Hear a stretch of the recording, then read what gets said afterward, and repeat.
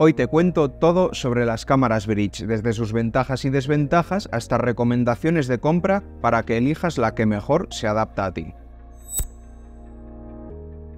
Las bridge combinan los objetivos no intercambiables y los precios bajos de las cámaras compactas con los modos manuales y prestaciones buenas de cámaras profesionales. Desde los 150 € de las más sencillas a los más de 1000 € de las más premium, las cámaras bridge tienen un rango de precios que concuerda con lo que esperaríamos de algo que está a mitad de camino, ¿no?, entre lo compacto, barato, malo y las cámaras profesionales. Empecemos por entender exactamente por qué las bridge son mejores que las compactas. ¿Qué cosas tienen que las compactas no? Primero, a diferencia de la mayoría de compactas, te permiten ajustar manualmente cualquier parámetro que te puedas imaginar. Los del triángulo de exposición, por supuesto, parámetros de color, un montón de funcionalidades que no encontrarías en una compacta. Y es que, como ya hemos dicho antes, en las compactas se busca que todo sea lo más simple posible para no confundir a los principiantes.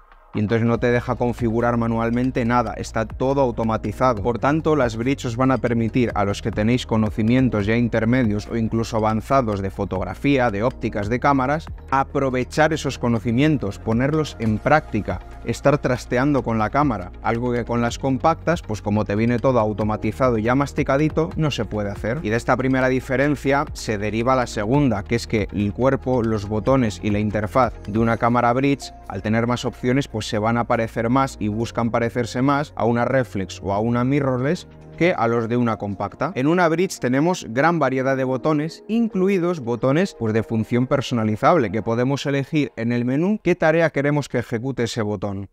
En muchos modelos de bridge también tendremos entradas de HDMI, entradas para auriculares, para micrófonos, algo que olvídate de encontrar en una compacta común. Y es que en la gran mayoría de compactas olvídate de encontrar un botón que no sea el de encendido, el de disparo y la típica ruleta con 4 opciones. La tercera diferencia está en las ópticas y prestaciones de las cámaras. Las ópticas de las bridge son zoom y no intercambiables, hasta aquí igual que las compactas. Pero evidentemente estamos pagando más, la óptica va a ser mejor, la calidad que nos da la cámara va a ser mejor y sus prestaciones en general pues son superiores. Es normal, estamos pagando más. Además, y si esto nos preocupa, pues la sensación que da visualmente la óptica y el propio cuerpo de la cámara bridge es mucho más profesional que el de una cámara compacta, porque la óptica es más grande, el propio cuerpo es más grande también y recuerda al de una cámara profesional. La cuarta gran diferencia es que las bridge suelen incluir un visor electrónico como el de las mirrorless, un visor con su propia interfaz en el que podemos controlar todos los parámetros. Y con todas estas virtudes uno puede llegar a preguntarse por qué las bridge, especialmente las mejores bridge,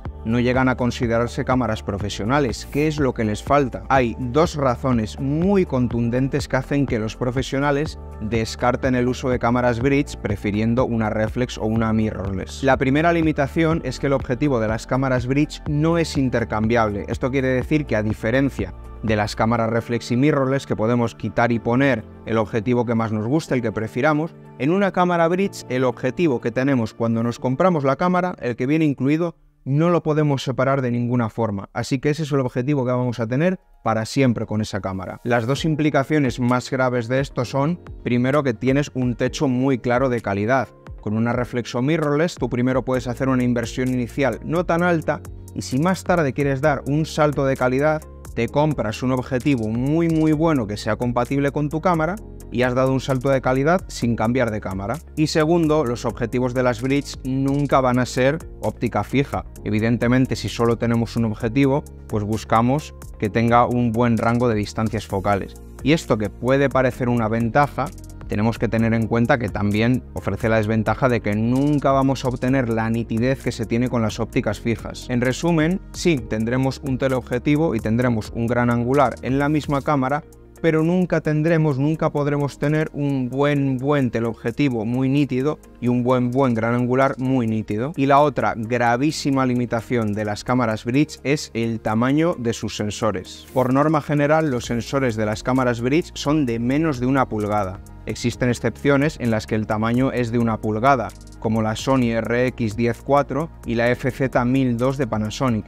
Pero repito que estos son excepciones y no la norma en este tipo de cámaras, en las que el tamaño de sensor suele ser de 1/2 de pulgada. Estos sensores tan pequeños limitan a las bridge en varios sentidos. como su rendimiento en escenas con poca luz, el valor máximo de ISO que podremos utilizar antes de que la imagen se nos llene de ruido y su rango dinámico. Estas dos limitaciones nos exponen a escenarios insalvables que un profesional nunca tendría que enfrentar. Y es por esto que la mayoría de profesionales suele elegir siempre una opción reflex o mirrorless. Y ahora que entiendes bien las cámaras bridge, veamos cuáles merecen la pena y cuáles no. Por un lado, en el extremo más barato tenemos cámaras bridge como las que ves en pantalla, de entre 200 y 300 euros. El famoso dicho de que lo barato sale caro se cumple y con creces en este caso. Y es que, aunque cuentan con características que nos pueden resultar llamativas para el precio que tienen, estas bridge tienen limitaciones gravísimas que nos hacen imposible darle un uso medianamente digno. La Pix Pro, por ejemplo, pues no soporta tarjetas de memoria de más de 32 GB.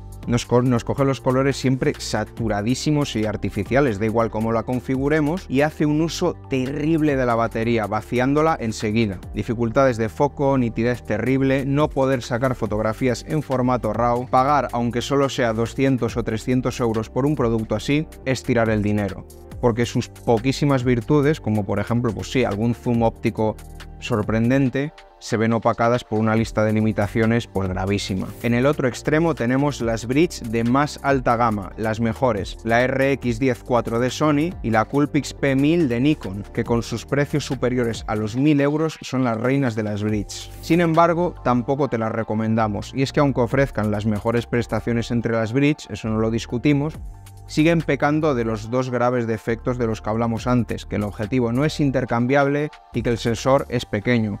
Además, pues la apertura que nos ofrece su diafragma tampoco es nada del otro mundo. Piensa que por la RX10 IV estarías pagando casi 1.500 euros por un sensor de solo 1 pulgada. Y aún peor, por la P1000 estarías pagando 1.000 euros por un sensor de 1,2 de pulgada. Puede que para algunos nichos, para algunas personas en concreto, pues sí les interese gastarse este dinero en una cámara bridge, pero para la mayoría de los usuarios, si quieres versatilidad en foto, en vídeo, no es lo más óptimo. Las cámaras bridge que más merecen la pena, que más cumplen su cometido, que más hacen valer el dinero que has pagado por ellas, son las que estarían en el medio, las cámaras bridge de gama media. Las bridge de gama media, por unos 500 o 600 euros, son ideales para quienes quieren iniciarse en la fotografía o el vídeo, con un equipo versátil y práctico, sin dar directamente ese salto un poco intimidante a las cámaras profesionales. Con una bridge así podrás aplicar tus conocimientos, obtener resultados bastante decentes y aprender en el proceso. Tienen sus limitaciones, pues como las que comentamos al principio,